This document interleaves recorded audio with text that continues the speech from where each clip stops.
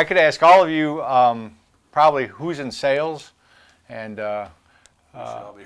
everybody raise their hands, because if you're married, you're in sales. If you got kids, you're in sales. Everybody's in sales. So, and next question I'd always ask is, if I could sell more if only I could what? It's always a question I ask people. I could sell more if only, or my people could sell more if only they could what? And there's many answers, and we don't have time here today to go through. But I got, if I could close better, if I could get in front of more people, if people would be honest with me. There's a lot of different things that come out. And one thing I found in all my years of sales is that the biggest difference is understanding people. So as we talk about it, the one thing I've told people is, if you really want a good book on sales, thanks, Quentin. If you want a great book on sales, go to the bookstore, go past the sales department, and go to the psychology section. You really got to understand people, not necessarily some tricky sales techniques. And if we did that, you'd understand that sales is all about process. All about process. And if you don't have a process, you're going to default to the prospect's process. And if we really want to take our time and understood the prospect's process, it might look something like this. In the very first step of a prospect's process, if you called them on the phone and say, I'd like to come over and talk to you about video, right, or something like that, what would we typically hear the minute you call somebody and start a sales process? Not interested. Not interested, right? What else? I'm busy. I'm busy. I don't have time. I'm happy with who I'm using. I don't need anything. And so, to me, that's the first step in the prospect's process, is they mislead me about their interest. Okay?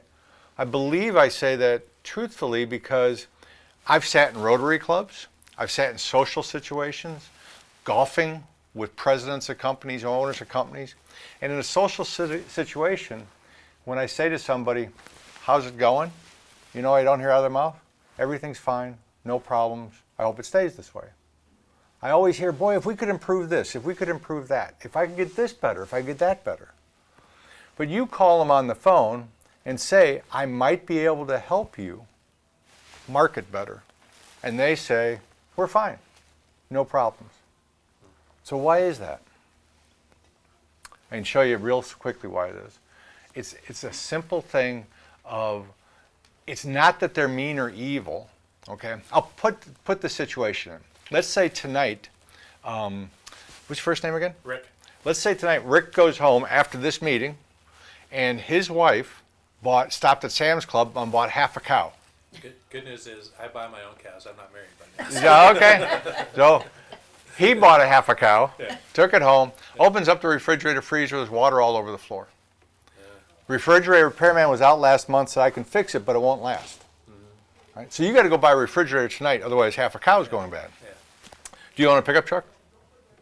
Not originally from Texas? Well, you got to call a neighbor, Yeah. right? Gotta call somebody else. Got to call somebody, help me go buy a refrigerator. Yeah.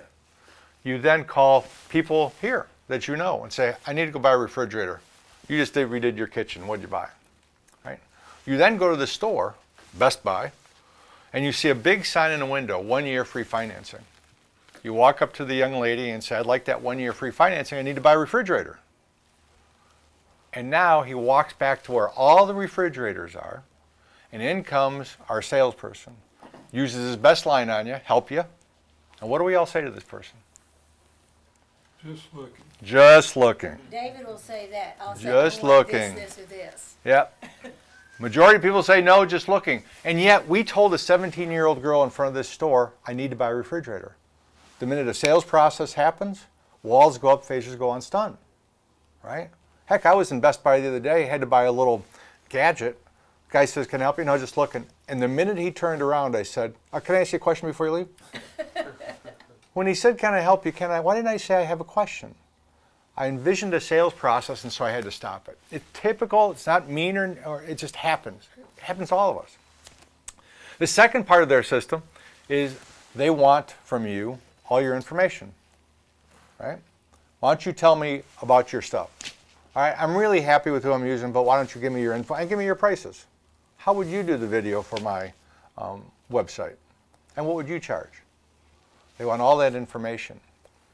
And then once they get that information, the third thing is they give you what I call positive feedback. This looks great. Love what you told me. Makes sense. Glad you gave me that information. And then they give you the fourth step, and they hide, right? Why don't you call me in 2 weeks? And then they put you on permanent voicemail. Okay? It doesn't happen all the time, but you get the gist of what's happening when we're out there looking for customers. They're getting all our information, right? They're saying, first saying, I don't have any problem, but come in and see me. Then give me all your information, then call me later. And you go away. So it's not mean or evil. It's just a typical thing. And if you can think about yourself and how you buy, you do the same thing. Mm-hmm. So how do we prevent against this? I mean, if you really think about it, you don't want to waste your time. I don't want to waste my time. So we got to have a different process. And what I call is, what are the 4 outcomes of a process? Because that's really what a process does. It gives me a definitive outcome. If I'm manufacturing this camera, it goes through a process so I get this exact thing. And so in a world of sales, we also want a definitive outcome. But they're going to be more than one. We're not going to have a very definitive. But if we think about it, the 4 outcomes I want on a sales call, if I walked in and had a meeting and I walked out, the very first outcome I'd like to have would be a yes, a sale, right? Mm-hmm. We'd all love to go have a meeting and walk out and have a sale. But we're not all in one call closing where we can do that. So the second thing, if I couldn't get a sale, yet I had a good process, then the second outcome I'd like to have is a clear next step, right? Not call me back in 2 weeks, not call me here, but hey, call me Tuesday the 9th at 10 o'clock, right? So if I had a good process and someone said to me, hey, call me in a couple weeks, my first belief is, you really want to talk to me in 2 weeks. So I should be pulling out my cell phone and say 2 weeks from today is June 8th, what time would be good? And if they said, well, any time in the morning, I'd say, well, 9 o'clock's open for me, is that good for you? And if they said yes, I'd say, great. So if I call you at 9 and I get your voicemail, how do I get around it to find you? Right? Now, if you really want to talk to me in 2 weeks, do you have any problem with any of those questions? None. Because you know in today's world it's hard to get a hold of each other. But if you don't want to talk to me, I'll know it. Right? Because about the second question you go, you know what, I'll call you. And then I realize it's not as important. At this point in time, the urgency's not there. And I'm not calling and bugging the heck out of you thinking there was urgency. So if I had a good process, I'd get a yes. If I couldn't get that, I'd get a clear next step. The third thing I'd love to have is a no. And this is the hardest thing for salespeople to accept. When you learn to love the word no, you will make money.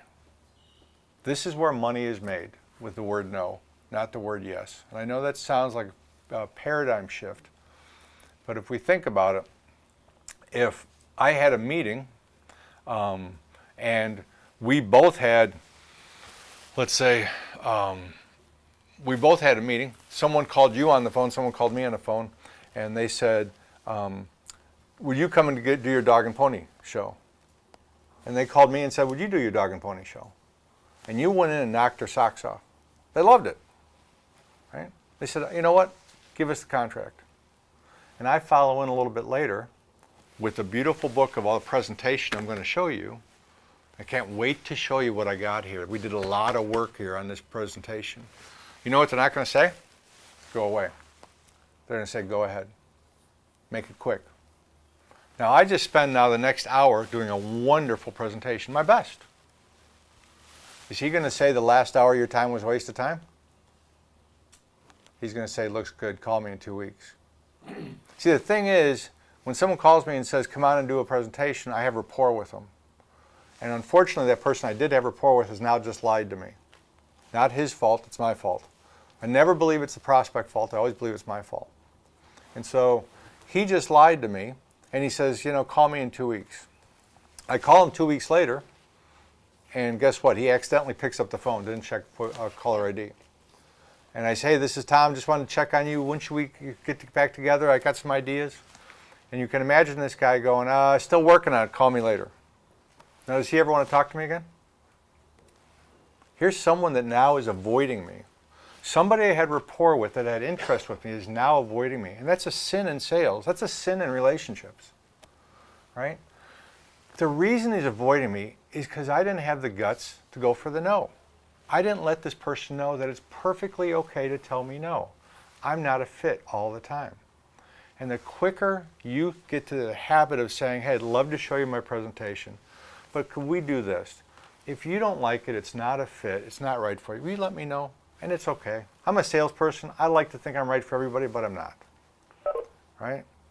Letting that person, see, that's what rapport is. Rapport is when someone can, on an even keel, feel okay to tell you the truth. Why don't they do that? Because too many times what do salespeople do when they get no? Overcome the objection. Let's overcome that. The worst thing in the world to me is overcoming objection. Never overcome an objection. You should, the only person that can overcome an objection is the prospect themselves, not you. And so when you learn to love this word no, you build an honest relationship. We go back to that situation where the guy says to me, after you were in, hey, I loved it, call me in 2 weeks. I should have said, great, thank you so much, but I kind of know you already saw somebody else. And if you still got to think about it, maybe this isn't a fit for you, and that's perfectly okay. I'm not a right for everybody all the time. So where do I really stand? Now what I just made it comfortable for him to do is to tell me the truth. And he can sit there and say, well, to be honest, I'm going to give it to Rick. Great, he'll take care of you, great guy. Could I come back and see you in 3 months? Sure, we just started an honest relationship which I can build on. He's no longer avoiding me, right? So to me, a process is either going to get me a yes, a clear next step, or an honest and a beginning of a stronger relationship. And if I can't get any one of those, I'll get a lesson, right? Because if I had a process, I should be able to go back, and I couldn't get a yes, I couldn't get them to give me a next step, and I couldn't get them to tell me no. If I had a process, I should be able to go walk back and say, where did I mess up? See, the problem is if we just keep throwing stuff against the wall, we don't know where we're messing up. But if I had a process, I can sit there and I keep messing step number 3 up. And so I learn. So quickly, I'll run you through my process of what I do to hopefully fix this. My first step of my process is I do what's called a pattern interrupt. Okay? In other words, if every time a sales process starts, the prospect is going to mislead me, I don't want to look, taste, smell, sound like a salesperson. Too often companies all the time say, we've upgraded the back room, we do this better, we do that better, we do this better. But if you approach a prospect the same way your competitors approach a prospect, your prospect says, you look just like them. What's your price? Because that's the only differentiator. So how do you interrupt the pattern so they go, this was a different experience. The first moment I talked to you is a different experience. So I'll give you a couple examples of what I do. I've been doing this for 20 years. I've got 15 consultants, trainers that work for me. I really don't do much prospecting anymore, mainly referrals on my end, and plus I just manage them. But I do 10 cold calls a day. I don't believe I can teach it unless I do it, neither can my people. So I do 10 a day. By the way, don't like it, hate it, never have liked it. Never been fun for me. Mom told me don't talk to strangers. I got this stupid job. I got to talk to strangers. So my cold calls are, number one, my pattern interrupt. I only make calls before 7:30 in the morning or after 6 o'clock at night to CEOs of companies, right? Because the first thing a CEO at 6:30 at night, the phone rings, he certainly doesn't think it's a salesperson, right? So I'll call then. That's my first pattern interrupt. A couple other things I'll do, and cold calls are fun. Actually, there's no such thing as cold calls anymore. They're warm calls. But if someone answers the phone at 6, one thing I might do is go, they say hello, I go, hi, this is Tom, Niesen. Does my name sound familiar? 70% of the people I do that say yes. Right? Right? And why do they say yes? Well, we have this, remember I talked about psychology? There's an old principle, book, go read it, I'm okay, you're okay.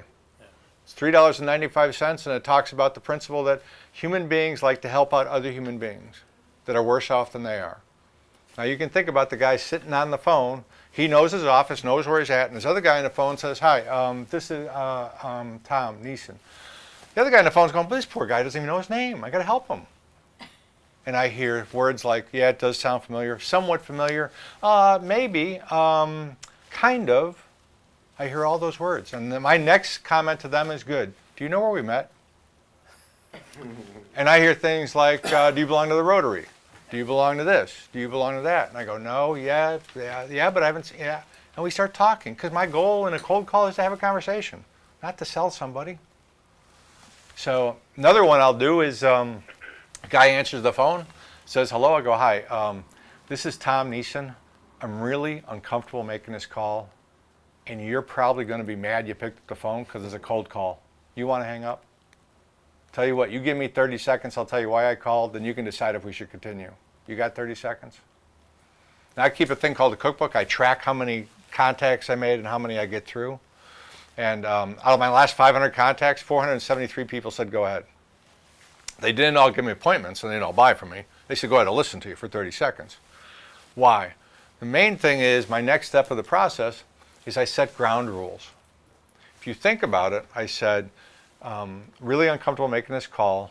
You're probably mad you picked up the phone. Do you want to hang up? My first ground rule was, you got control, not me. It's up to you. It should be the same way if I walked into anybody's office for the very first time. I'm at the front desk and they said, Tom Niesen's out front. The person back there says, uh-oh, salesperson, I forgot about him. Walls are starting to go up. So I walk back. My first ground rule is, thanks so much for having me in. Hey, did you have an agenda for this meeting? I just gave him control or her control in their very own office. And the walls are starting to come down. Sales are won and lost by slight edges.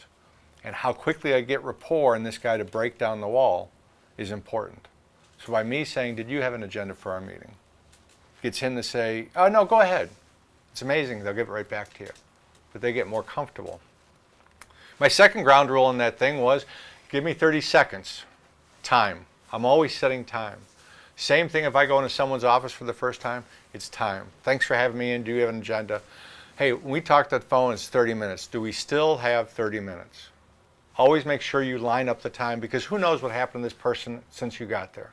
You could have a fire going on, anything could be going on. Settle on a time, because if he's thinking 10 or she's thinking 10 and I'm thinking 30, at 10 minutes he's looking at his watch and I'm out of there. And I didn't get where I wanted to get to. So, time. Give me 30 seconds, I'll tell you why I called. We set the agenda, right? Same thing walking in someone's office. Thanks, we've got 30 minutes. Hey, you probably want to know a little bit about acuity. I have a few questions for you. Would it be okay if we just ask each other questions? Set the agenda. What are we doing? Give me 30 seconds, I'll tell you why I called, then you can decide if we should continue. I have set you up to make a yes or no decision. Within the first sentence, I got set 4 ground rules. And the last one was, you can tell me no. Same thing walking in an office, thanks for having me in. Still got 30 minutes. You probably want to know about me, like to know about you. Hey, when we're done, could we do this? If we're not a fit, would you mind telling me, hey, we're not a fit? That way I won't bug you again, I won't become a pest, I'll walk away, no problem. Or if we decide there is a fit, together we can decide what that fit is. That makes sense. Set that up front, letting them know up front it's perfectly okay to end this meeting. After that's done, I look for pain. By the way, I never look for problems. Everybody has problems. People do not fix problems, they fix pain. Okay? It's very simple. Everybody has problems. I'll give you a quick example. I know we're running short, but I have a truck, and I had a TV screen come on, the right front tire or rear tire low pressure. It's a problem. Next time I got gas, I put air in the tire. Problem went away. 2 weeks later, right rear tire low. Next time I got gas, air in the tire, problem went away. 5 days later, right rear tire low. Now it's a serious problem. I go to the Goodyear guy up in Denton, and I said, hey, I probably need 2 new tires, 2 back tires. What the heck? How much are they? And he goes, he starts figuring it out. And I never understand this about tire guys. He goes, do you want those balanced? No, put them on unbalanced. I never understood that. But anyway, he said, $300. And I said, I'll think about it. I drove off. That was a Saturday. Sunday, I went to the airport, flew out of town. Came back Wednesday, what did I have? No, I had pain. Right? I got on the phone, called my guy, Sam Pack, called my service guy. I said, I'm on my way over there. I'm driving on a flat tire. If I come over there right now, can you put 4 new tires on a car? And he goes, yeah, I've got an open bay. I go, great. He goes, what do you want? I said, I don't care. You know my car. And he goes, well, I can get you a great deal on Pirellis. Hold on a minute, I said, I don't care. I have no time. I was in pain. Who do you think I was mad at? Yourself. No, it wasn't my fault. It was the Goodyear problem. Goodyear guy could have taken me from problem to pain with just a simple question, couple questions. When I told him the story, he could have said, well, where do you work? Down in Dallas. And how many times does this happen? 3 times. Well, what happens if Monday you go down, park all day, at the end of the day you come out with a flat tire? Especially when I got an open bay and I could do it now. You know what I said? Go get it done. He could have taken me from problem to pain. Too often, we talk to customers, we hear problem, and then we go to sell mode and try to sell. People do not solve problems, they solve pain. You got to take them to pain. Once that's happened, you got to find out their budget. How much is this pain costing them? Do they have money to fix it? Because why do a presentation unless they have money to fix it, right? They're about to go bankrupt, why bother, right? Decision-making process, when does that happen? Is that going to happen today? Is that happen in Chicago? Who's involved in it? Never ask again who makes the decision. You will always hear I do, right?